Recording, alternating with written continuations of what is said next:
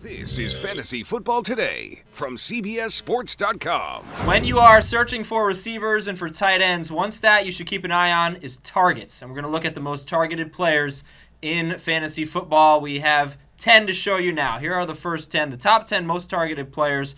Reggie Wayne, number 1, and Dwayne Bowe, Victor Cruz. You see the list. Nathan, I'll ask you first. What stands out to you on this list? Well, a couple of things. Number one, A.J. Green, the only receiver in the NFL who has at least 10 targets in every game. No wonder he is playing at such a high level. The second thing is that Santonio Holmes is there at number 7 with 33 targets. Now, we've been all over Santonio Holmes for not having big yardage games, but if you get 11 targets per game, I don't care that he's not catching 50% of his targets. He's averaging over 5 catches a game, over 80 yards a game, and if you can get that target volume with his ability to score touchdowns, if that maintains itself, Santonio Holmes is going to end up being a top 24 fantasy wide receiver. And then the last one is my guy, Percy Harvin. 32 targets, 27 catches. Are you serious, bro? They're all like handoffs. The guy is fantastic. Off to a great start. If he starts scoring some touchdowns, look out. And how about 2 tight ends in the top 10? And one of them's Dennis Pitta. I mean, Jimmy Graham's no surprise, but Dennis Pitta. Yeah, they're obviously taking what the teams like the Saints and the Patriots have done and utilize more tight end in the offense the Ravens have. And you look at Dennis Pitta, he's been fantastic for fantasy owners. Definitely targeted from week to week. Joe Flacco's having an excellent start. Pitt has become a must-start fantasy tight end. It's crazy. Totally agree. Just a general question, Jamie. What do you make of target data? I think it's the first. When I do the waiver wire column and I look at receivers and tight ends, it's the first thing I look for because I want to know who's involved. And the biggest stat coming into week 4 for me was Nate Burleson. Just in terms of he saw as many targets as Calvin Johnson did. So you can look at the production, but how involved is the guy? And I think, like for example, Andre Roberts, each of the first 2 weeks scored a touchdown, but he wasn't heavily involved. And I think this past week, he had 5 targets. So Kevin Kolb looking for him a little bit more, and you're starting to see a little bit more involvement from him. And so a guy by comparison like Cecil Shorts, who has 2 touchdowns, he had 1 target in the game. It was an 80-yard touchdown catch in this past week's game to win the game essentially for the Jaguars against the Colts. So you can look at production all you want to. And there are some guys I think that just sort of take the target data and you sort of have to maybe push aside like an Andrew Hawkins because he's not getting the targets, but he's still producing. And like last year, again, Jordy Nelson wasn't getting the targets, but still producing.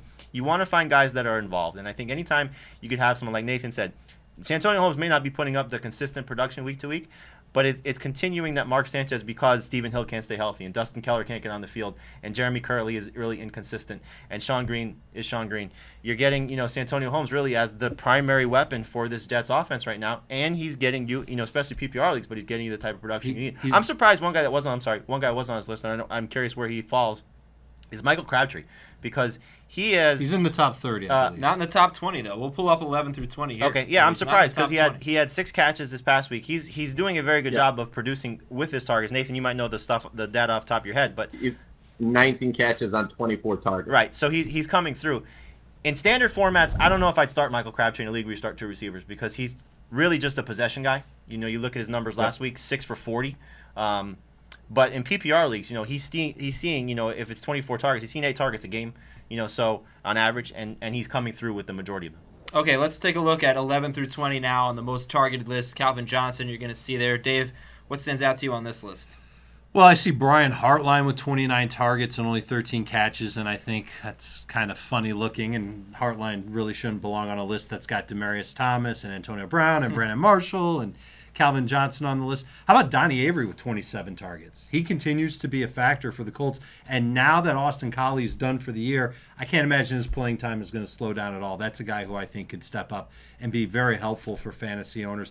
The target conversion rate isn't very high, only 14 for 27, but it's better than what Vincent Jackson's got cooking. Look at that, 10 for 27 on VJack. That's not good. I don't know if that's necessarily sustainable. He'll get better or he'll get worse? I'm hoping that it'll even out and it'll get better. Right. But at the same time, we don't know how many of these passes are just Josh Freeman chucking it downfield, because he's under pressure and Vincent Jackson just happens to be the guy there, right. Or whether it's a situation where Vincent Jackson's bobbling the ball or goes off one hand, whatever the case may be. Vincent Jackson's exactly where I thought he was going to be.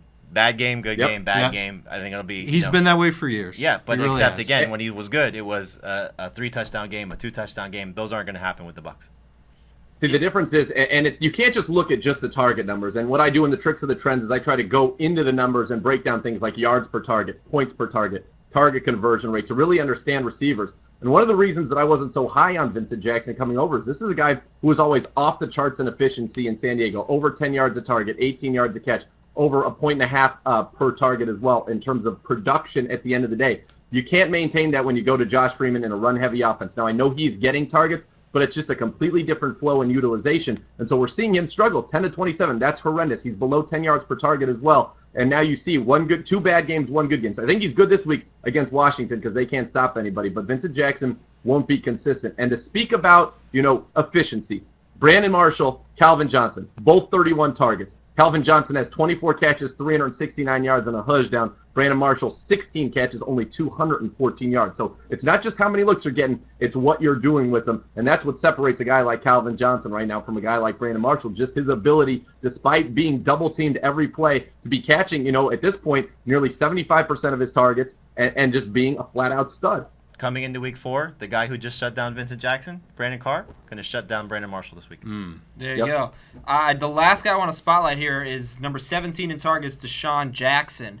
I don't really think of him as a big catch guy, and he's only converted half of his targets into catches, 14 receptions on 28 targets, and he needs touchdowns. I mean, he's supposed to be a big play guy. What do you what? It was week 1 when Michael Vick threw 56 times. That's why Deshaun Jackson's target number is so high. He was in double digits in targets. I don't know the exact number, but that since then, you sort of have to look at that's probably his normal target progression, what he did in week 2 and week 3. But week 1, when they were throwing the ball all over the place and Michael Vick was getting picked off almost every other play, Joe Hayden. that was really what his number, why his number is so high. So it was surprising. Well, he had 11 week 1, 8 week 2, 10 week 3. The issue for Deshaun Jackson right now that you talked about earlier is he needs to score. I like the target volume. That's great for him. His target conversion rate for a big play guy, not that far off from where it usually is. He's usually about 55%. He's just under that. But he only has now 2 receiving touchdowns in his last 13 games and 3 in his last 17. For Deshaun Jackson to be Deshaun Jackson, he needs to be scoring the football. And right now, Jeremy Maclin is the touchdown maker for Michael Vick, and there is just no disputing that fact. And remember, Maclin did not play in week 3, which could have been a reason for the high targets for Deshaun Jackson. What do you think about Eagles-Giants this week? I kind of like the Giants, but I think Deshaun Jackson could have a good game here. You starting or sitting Michael Vick? I'm going to try to sit him if I can. I have Andrew Luck in one league. I might Can't use him. Oh, that's right. I can't He's use on him. bye. And then I have Jake Locker in another league, and I don't think I trust him enough to go against Michael Vick. Okay, well, anyway, thank you for that impromptu question. Nathan, thanks for joining us today. Of course. Thanks, fellas. And that's Jamie Eisenberg, Dave Richard. I'm Adam Azer. We want to remind you to follow us on Twitter at CBS Fantasy FB, Facebook.com/CBS Sports Fantasy Football. All the latest news at fantasynews.cbssports.com. Thanks a lot, everyone.